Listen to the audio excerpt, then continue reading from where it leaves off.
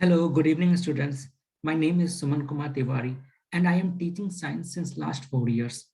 Dear students, science is an interesting subject as it provides us the power of imagination, understanding, and rationality. Therefore, my priority would be to explain basic concepts in a simplest manner by providing day-to-day life example so that students could understand easily and score good marks in the examination. So in today's class, we are going to understand the concept of structure of atom. This is basically taken from the class 9 NCERT. So let's start. So this chapter is about the structure of atom. So before going into detail about the structure of atom, we have to understand what is atom, because if we don't understand what is atom, then we can't understand the structure of the atom. Okay. Then our first topic would be what is atom.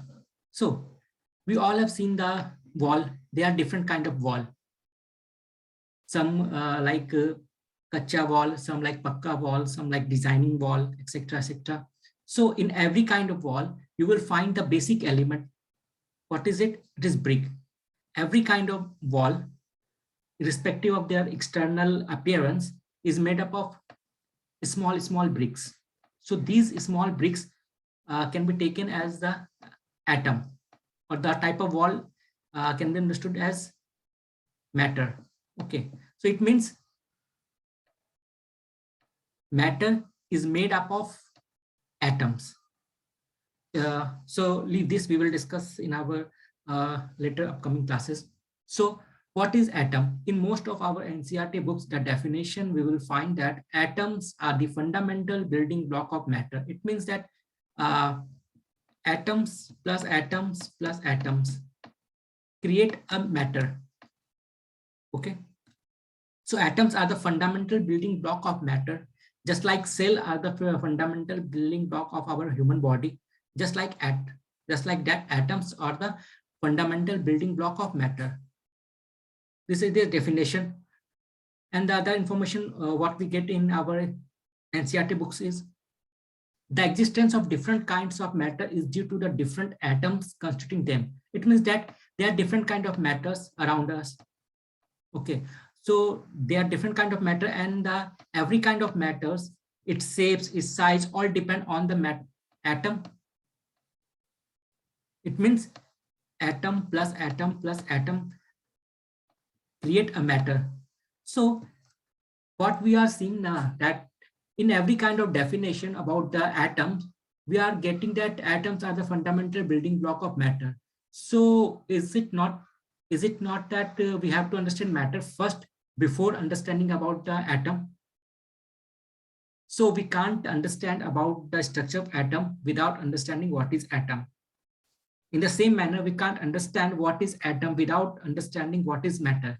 So in our definition, it is written that atoms are the fundamental building blocks of matter. So what is matter?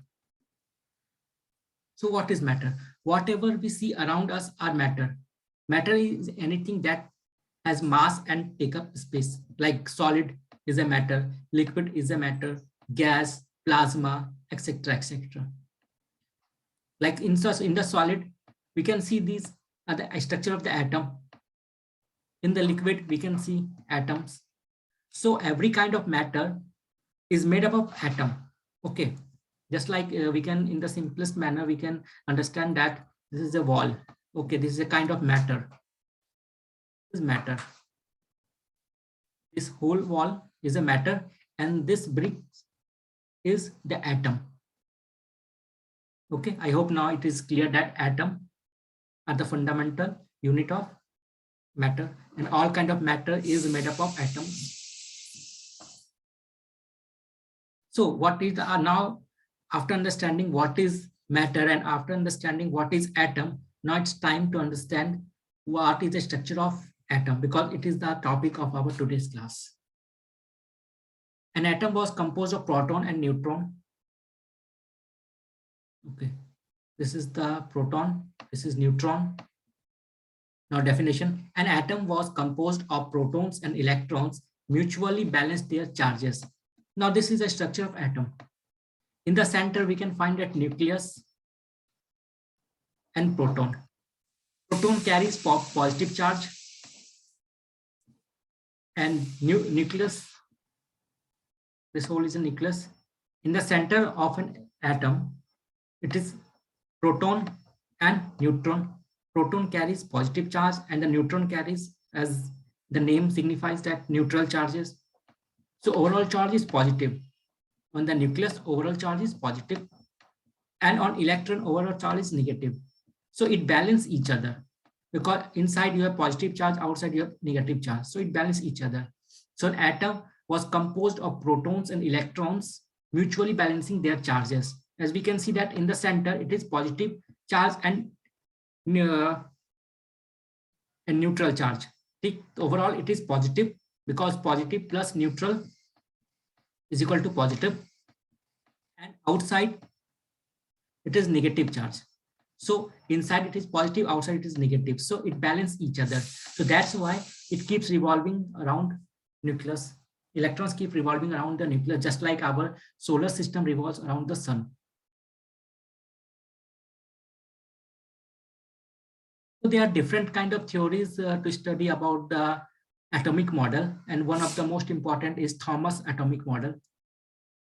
According to Thomas, he said that the electron is arranged just like the watermelon. Just like the cell of the watermelon are the electrons, and the seeds of the watermelon are like positive charges, just like that. This is the whole atom, and in the center you have just positive charges, just like seeds of the watermelon. So that's why this Thomas model of an atom is said, is also known as Thomas watermelon or Paulding model. According to Thomas, an atom consists of positively charged sphere and the electron are imbibed in it. See the example, see the image. Inside seeds are like the positive charges, and outside structure is like the electron. An atom consists of positively charged sphere and electrons are embedded in it. The negative and the positive charge are equal in magnitude. So just like we have seen here, that positive and negative charge are equal in numbers, so that it means what? If positive and negative charges are equal in number, this means it will cross each other, because if they are two positive, so two negative, so the net result is zero or neutral. So according to Thomas, the atom consists of positively charged sphere and around it are electrons. The negative and positive charge are equal in magnitude. So that's why, according to Thomas, he said that the overall atom is electrically neutral, because in the inside you have, this is the structure of atom. In the inside you have positive charges and neutral charges, so overall positive charges. Outside you have negative charge, electron. Okay, so it means inside positive charge, outside negative charge, both cancel out each other, so that it means that atoms are electrically neutral. Okay, Thomas model explained that atoms are electronically neutral. Okay, so this is a kind of just one theory about the structure of atom. There are many other theory, and every theory has some loopholes in it, and with that time all the scientists have improved the theories. So there are many important concepts around where we will find in this chapter, like valency. So we have studied here that this is the nucleus. Okay, this is the electron, and this is the orbit of the electron. Okay, orbit. So here we can see that there is one orbit, there is two orbit, and just like that we have many orbit, 3 orbit, 4 orbit. As we go down the periodic table, we find that the number of orbits get increased. So just like that, what is valency? In the simplest manner to understand this is that valency is the total number of electrons in the outermost shell. In this case, let me hear this. Okay. In this case, there are two cells, two orbit, first orbit and second orbit. Okay. So in the first orbit, there are 2 electrons.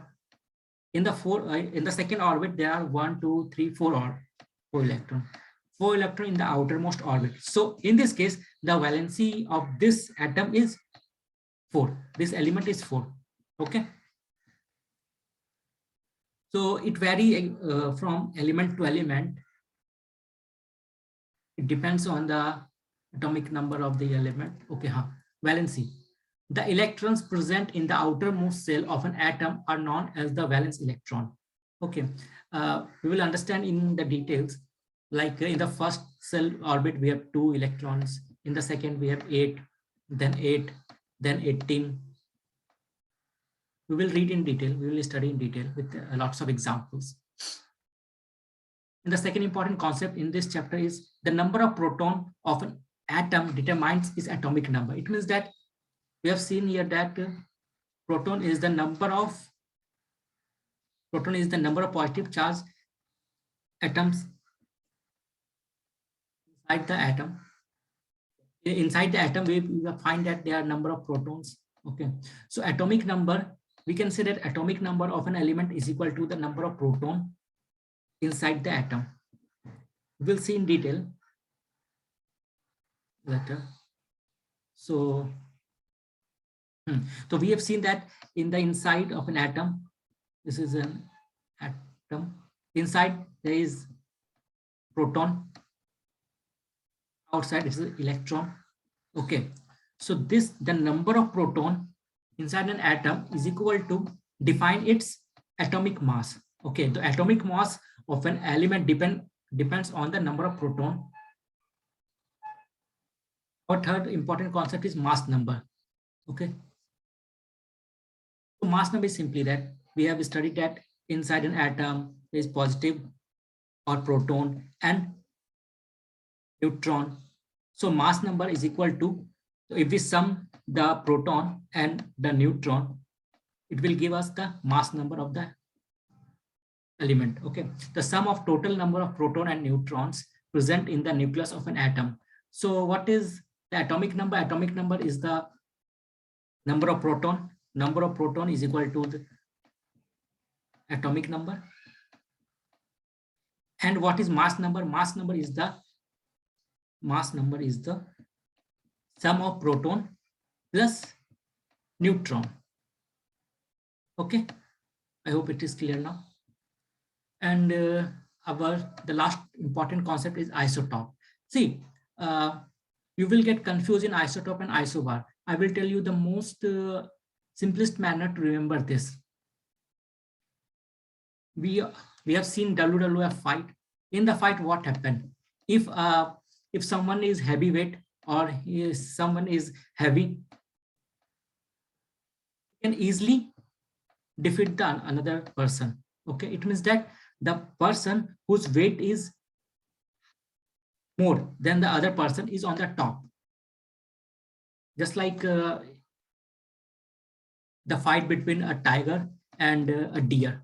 Okay, because tiger is heavy, more weight, and deer is lighter than tiger. So tiger can easily defeat the deer. So what happened? That deer defeated by tiger, and tiger is on the top of the deer because tiger is heavy. So it means that whoever will be heavier will be on top. Okay, it means that the person who will be at the top depends on his weight. If someone is more heavier, he will be on the top. It means that in the top. So who will be in the top? The person whose weight will be more. This means that in the isotope, some elements have the same atomic number but different mass number. Mass number, it means different mass number. They have different mass number. So that's why one is get heavy and can easily defeat another person. So some elements have same atomic number but different mass number. So the person who will be heavy can easily defeat the another person and get on the top. So the heaviest person on the top, the person with heavy mass will be on the top. So isotope, different mass number, because if only they have different mass number, one person can defeat another. Okay, this is the simplest manner we can remember this concept. Or this is simple definition also. So, but many students feel difficulties. So you can remember this in this manner, this concept. So this is all. I hope I have touched the important concept described in the chapter. So thank you.